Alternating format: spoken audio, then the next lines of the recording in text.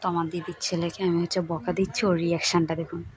ওই যে ওখানে দুষ্টুমি করছে, ঠিক আছে, ও খালি এদিকে আসার জন্য এ করছে।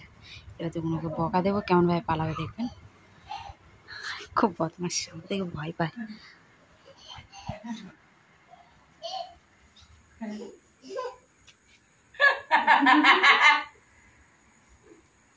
কিরে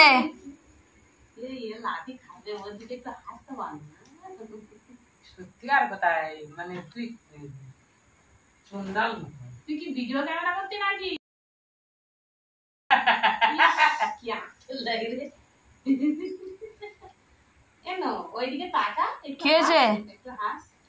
ঘুম নেই চোখে?